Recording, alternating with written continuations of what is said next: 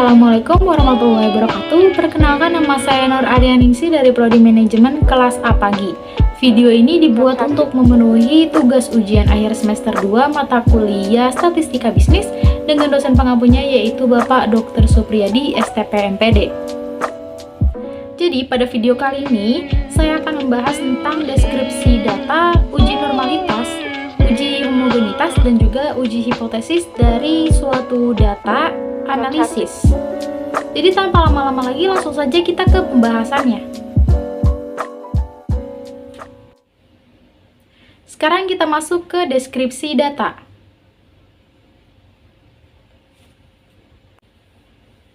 Yang pertama kita masuk ke variabel kinerja karyawan. Dan berikut adalah tabel hasil dari variabel kinerja karyawan. Berdasarkan skor kinerja karyawan pada tabel di atas, sebanyak 20 responden dari PTNAN memiliki nilai rata-rata atau min sebesar 86,45, median sebesar 88, modus sebesar 88, standar deviasinya 4,41856, dan variansnya 19,524 dengan range-nya 18. Lalu skor terendah atau minimumnya 72 dan skor tertinggi atau maksimumnya 90 dengan total atau sum sebesar 1729. Dan berikut adalah gambar histogram dari kurva variabel kinerja karyawan atau X. Dan yang kedua ada skor kualitas pekerjaan. Dan berikut disajikan tabel juga untuk variabel kualitas pekerjaan. Berdasarkan skor kualitas pekerjaan pada tabel di atas, banyak 20 responden dari PTNAN memiliki nilai rata-rata atau min sebesar 87,35, mediannya 87,50, modusnya 86, standar deviasinya 3,11659, dan variansnya 9,713 dengan range-nya 14, lalu skor terendah atau minimumnya 78 dan skor tertinggi atau maksimumnya 92 dengan total atau sum sebesar 1747. Dan berikut adalah gambar histogram dari kurva variabel kualitas pekerjaan atau Y.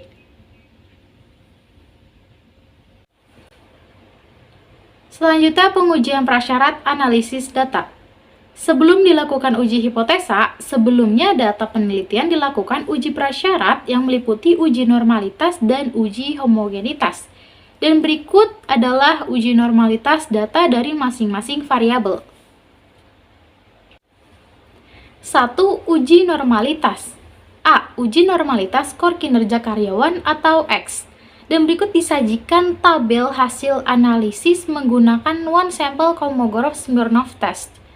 Berdasarkan tabel di atas dengan menggunakan one sample Kolmogorov-Smirnov test, hasilnya diperoleh Kolmogorov-Smirnov Z sebesar 1,160 dan angka ini sama dengan hasil secara manual dan nilai asimptotik signifikannya sebesar 0,135 atau dapat ditulis sebagai nilai probabilitas atau p-value sama dengan 0,135 lebih besar dari 0,05 atau HO diterima. Dengan demikian data kinerja karyawan atau X berdistribusi normal. Sekarang kita lanjut ke B, uji normalitas skor kualitas pekerjaan atau Y. Dan berikut juga disajikan tabel hasil analisis menggunakan one sample Kolmogorov-Smirnov test untuk kualitas pekerjaan. Berdasarkan tabel di atas dengan menggunakan one sample Kolmogorov-Smirnov test, hasilnya diperoleh Kolmogorov-Smirnov Z sebesar 0,816 dan angka ini sama dengan hasil secara manual. Dan untuk nilai asimptotik signifikannya sebesar 0,518 atau dapat ditulis sebagai nilai probabilitas atau p-value sama dengan 0,518 lebih besar dari 0,05 atau HO diterima. Dengan demikian data kualitas pekerjaan atau Y juga berdistribusi normal. 2. Uji homogenitas. Sekarang kita masuk ke uji homogenitas. Nah, uji homogenitas ini dilakukan dengan maksud untuk mengetahui apakah sebaran data dari setiap variabel tidak menyimpang dari ciri-ciri data yang homogen. Pengujian homogenitas ini dilakukan terhadap varian regresi dependen atau variabel-variabel independen dengan menggunakan statistik. Dan berikut disajikan tabel hasil analisis menggunakan Levens Test of Equality of Error Variance.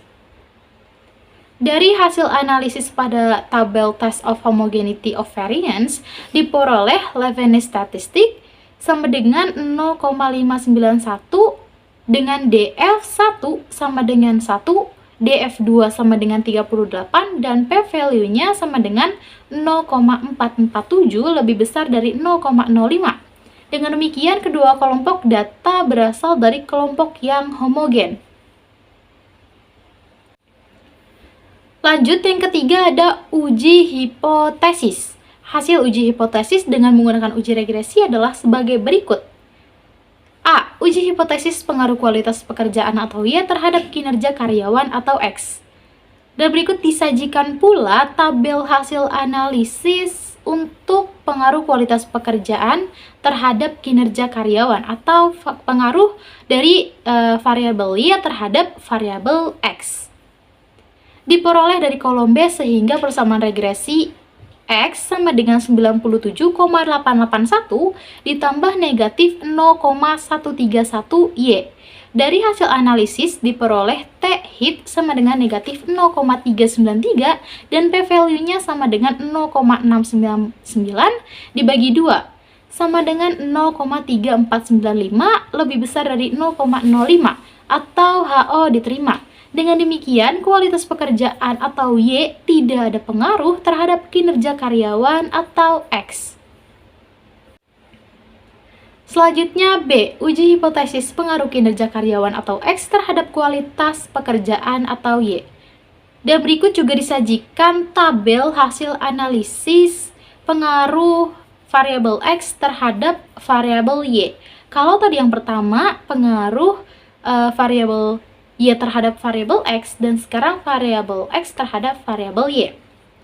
Diperoleh dari kolom B sehingga persamaan regresi Y sama dengan 92,9778 ditambah negatif 0,065X. Dari hasil analisis diperoleh T hit sama dengan negatif 0,393 dan P-value-nya sama dengan 0,699 dibagi 2 sama dengan 0,3495 lebih besar dari 0,05 atau HO diterima. Dengan demikian, kinerja karyawan atau X tidak ada pengaruh terhadap kualitas pekerjaan atau Y. Sekian video ini saya sampaikan. Mohon maaf apabila ada salah kata, penulisan dan juga pengucapan. Terima kasih. Wassalamualaikum warahmatullahi wabarakatuh.